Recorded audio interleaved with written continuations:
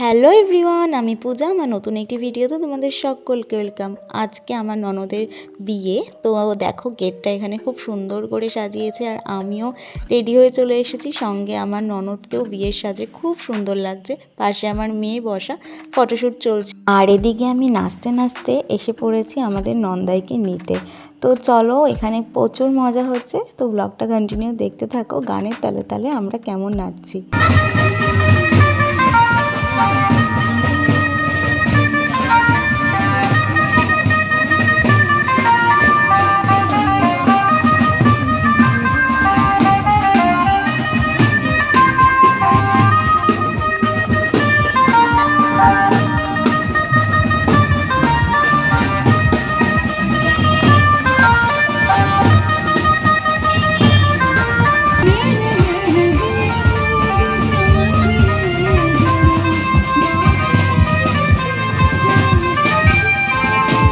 নাচতে নাচতে নিয়ে আসলাম আমার নন্দাইকে। তো বিয়ের বাড়িতে আর কি নিয়ে আসা হয়েছে, আর এখন বরণ পর্ব শুরু করা হয়েছে। বরণ পর্ব শুরু করার পর আমাদের দাবি টাকা দিতে হবে। বাঙালি বিয়েতে মজা আনন্দ হবে না, এটা কি হতে পারে বলো? তো চলো আগে তোমাদের সাথে তত্ত্বগুলো শেয়ার করি, যে বরের বাড়ি থেকে কি কি তত্ত্ব এসেছে। তো অনেক কিছু এসেছে এখানে, দেখতে পাচ্ছ। আর তত্ত্বগুলো দেখতে না খুব সুন্দর লাগে, আমার তো বেশ ভালো লাগে তত্ত্ব দেখতে। যাই হোক, চলো এবারে আমরা যাচ্ছি একটু খাওয়া দাওয়াতে, কারণ প্রচুর খিদে পেয়ে গেছে। ফার্স্টেই আমার বরকে বললাম চলো একটু পকোড়া নিয়ে নাও, তার মধ্যে ফুচকা তো ছিলই। তো আমার বর পকোড়াটা খাচ্ছে, খেয়ে বলছে যে বেশ ভালোই হয়েছে, গরম ছিল। তো যাই হোক চলো, এরপর আমি তোমাদেরকে নিয়ে গেলাম একেবারে সোজা বিয়ের মণ্ডপে। বর এখানে দেখো বিয়ে করতে বসে পড়েছে।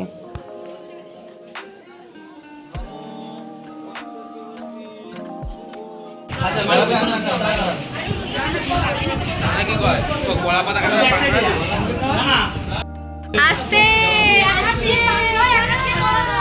হ্যাঁ খালি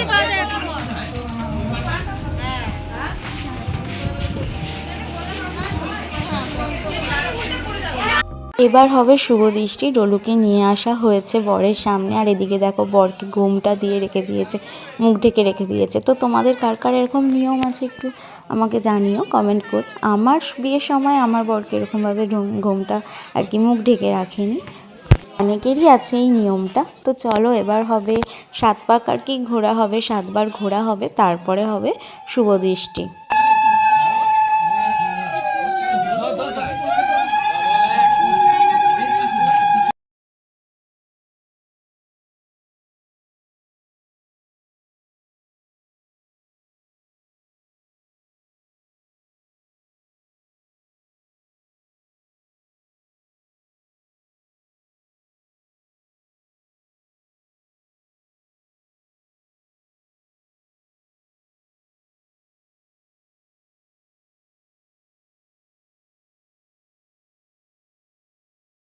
বিয়ের সব থেকে ইন্টারেস্টিং মোমেন্টস ছিল এটা।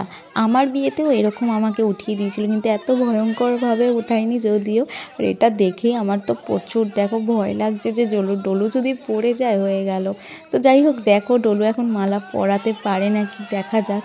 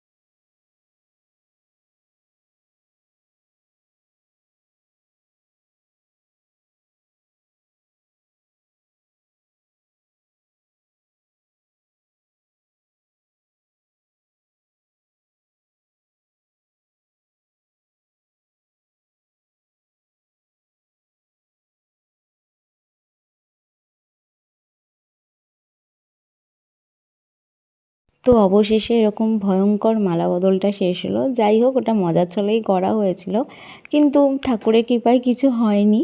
তো চলো, আমাদের বিয়ের কথা মনে পড়ে যাচ্ছে। আমার বিয়ের সময়ও এরকম উঁচুতে ওঠানো হয়েছিল, যদিও এতটা নয়, তো বেশ ভালোই মজা হলো। তো এখন ওরা দুজন দুজনকে মালা পরিয়ে দিচ্ছে, তার সাথে চলছে তো ফটোশ্যুট। তো দুজনকে কিন্তু খুব মিষ্টি লাগছে দেখতে। এবার খাওয়া দাওয়ার পালা, কারণ অনেকটাই রাত হয়ে গেছে। তো ওরা বিয়েতে বসেছে, এদিকে আমরা একটু খাওয়া দাওয়ার জন্য চলে আসলাম, খিদে পেয়ে গেছে। তোমাদের তো মেনুটা শেয়ার করলাম। এখানে হচ্ছে কড়াইশুঁটির কচুরি, তারপরে কাশ্মীরি চানা মশলা দিচ্ছে। আর এদিকে আমার যা আর দেওর বসেছে খেতে, আর আমার পাশে বসেছে আমার বর। তো তারপর কড়াইশুঁটির কচুরি আর চানা মশলাটা খেয়ে তো ভালোই লাগলো। তারপর ফিশ কাটলেট, সস, স্যালাড দিয়ে দিয়েছে। তো এরপরে আছে ফ্রাইড রাইস, চিকেন কষা। সত্যি রান্না তো দারুণ, অসাধারণ হয়েছে। কারণ আমার স্পেশালি ফ্রাইড রাইস আর মাংস তো ভীষণ ফেভারিট। তো এরপরে চলে এসেছে চাটনি, পাঁপড়, আর তার সাথে কিন্তু মিষ্টি তো থাকবেই, নলেন গুড়ের এখানে রসগোল্লা। তারপর ছিল আইসক্রিম, হাজমোলা। তো সেগুলোর ভিডিও করতে পারিনি। তো এখন চলে এসেছি বিয়ের এখানে। তো বিয়ের এখানে বেশিক্ষণ থাকবো না, কারণ অলরেডি অনেকটা রাত হয়ে গেছে। এখন বাড়ি যাব আমরা। ইচ্ছা ছিল একটু বিয়েটা পুরোটা দেখার, তো হবে না। যাই হোক, সম্পৃক্তা যেহেতু ছোট, তো চলো ব্লগটা এখানেই শেষ করছি। আর ব্লগটা শেষ করার আগে ওদের দুজনকে আমার তরফ থেকে অনেক শুভকামনা, বিবাহিত জীবন সুখের হোক। আর তোমরাও ওদের আশীর্বাদ করো যাতে ভালো থাকে। তো চলো ব্লগটা শেষ করছি। সবাই ভালো থেকো, সুস্থ থেকো। দেখা হচ্ছে নেক্সট ভিডিওতে। Tata, bye bye.